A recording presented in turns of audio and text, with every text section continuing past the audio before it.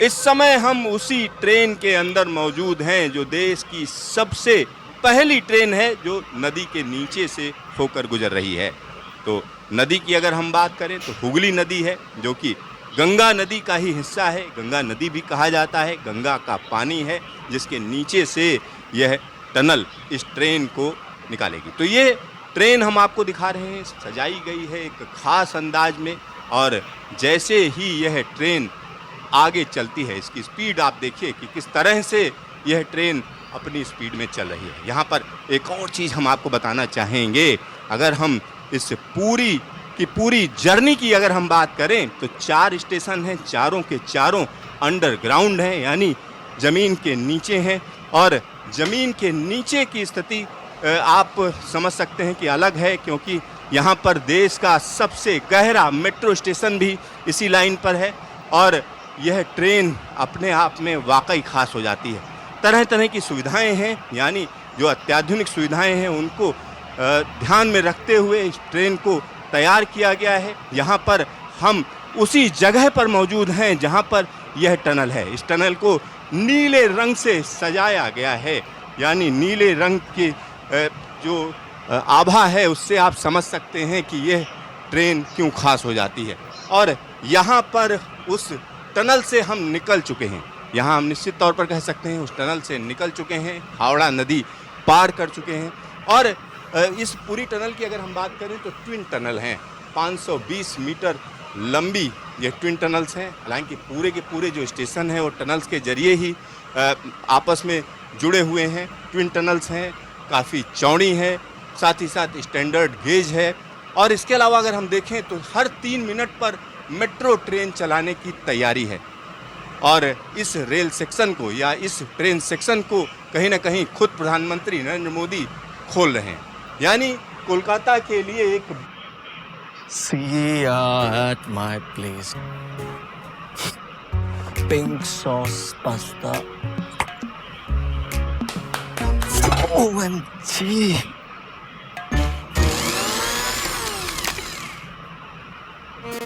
बेहतरीन सुविधा कही जा सकती है। यहाँ पर वो टनल हम आपको दिखा रहे हैं जो टनल बनकर तैयार हुई है, खुद रेलवे ने ये टनल बनवाई है। साथ ही साथ यहाँ पर अंदर की कैब को आप देख सकते हैं कि किस तरीके से इसको चलाया जा रहा है, इसकी स्पीड को आप समझ सकते हैं। एक ही पैनल पर पूरी चीज़ें मौजूद हैं और इस ट्रेन के अंदर सीसीटीवी लगी हुई है हर जगह, जिसको कहीं ना कहीं यहाँ से देखा जा सकता है। तमाम सेफ्टी फीचर्स हैं जिनको हम आपको बताएंगे। साथ ही साथ यहाँ पर जो लोको पायलट है वो सीधा सीधा बात कर सकता है कंट्रोल रूम से, वहाँ इन्फॉर्मेशन दे सकता है। अंदर जो लोग मौजूद हैं, यात्रा कर रहे हैं, उनको भी निर्देश दे सकता है।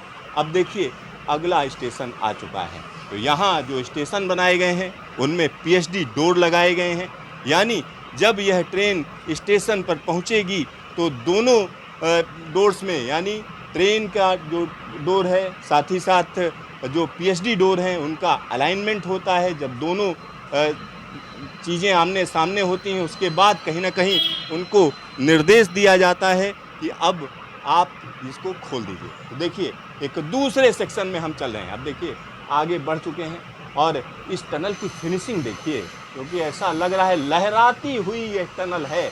और यहाँ पर एक और बड़ी खासियत है, एक बड़ी खासियत ये है कि इस ट्रेन को जो पावर दी गई है वह पावर कहीं ना कहीं ट्रैक के जरिए दी गई है, यानी रेल के जरिए दी गई है। इसमें ऐसा नहीं है कि कहीं ओएचई नज़र आ रही हो, तो ये भी इसकी बड़ी खूबी है। और 45 सेकंड में हुगली नदी को पार करने का आनंद अपने आप में अलग है। और यहाँ हमने आपको कई टनल्स दिखाई हैं। इससे पहले अगर हम बात करें तो हिमालय में जगह जगह जो काम चल रहा है, ख़ास तौर पर USBRL की बात करें, कटरा बनिहाल के सेक्शन की बात करें, संगलदान से लेकर बनिहाल के बीच की बात करते हैं, तो वो भी हमने आपको दिखाया है। और आज हम आपको दिखा रहे हैं कि गंगा के डेल्टा में, यानी हुगली नदी के नीचे किस तरीके से ज़बरदस्त टनल बनाई गई। और यह पूरा का पूरा सफ़र हम कह सकते हैं कुछ ही मिनटों में किया जा सकता है। ये देखिए हम वापस एस्प्लेनेड आ गए हैं, यानी उस स्टेशन पर आ गए हैं जहाँ पर उद्घाटन होना है और जिसको सजाया गया है। यहाँ पर कुछ चीज़ें और हम आपको बताना चाहेंगे। यहाँ ऑटोमेटिक कैब सिग्नलिंग है, यानी कोई भी ट्रैक पर 2 ट्रेनें आस-पास अगर आती हैं तो कहीं न कहीं ऑटोमेटिक ब्रेकिंग हो जाएगी। साथ ही साथ कोई अगर ये कोशिश करता है कि इसको तय स्पीड से ज़्यादा चला दिया जाए तो उसको भी रोकने की व्यवस्था है।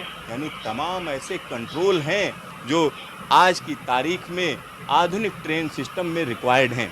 एक और बड़ी बात मैं आपको बता दूं, ये पूरा का पूरा ट्रैक ऐसा बनाया गया है जिसमें अगर ज़रूरत पड़े तो बगैर ड्राइवर के भी हम कह सकते हैं कि मेट्रो ट्रेन को चलाया जा सकता है। तो एक बड़ा बदलाव है, निश्चित तौर पर बड़ा बदलाव है और यह बदलाव कहीं न कहीं भारत की बढ़ती हुई ताकत को दिखाता है, क्योंकि विकसित भारत की बात लगातार कही जाती है। विकसित भारत कैसे बनेगा, उसके लिए पूरी कोशिश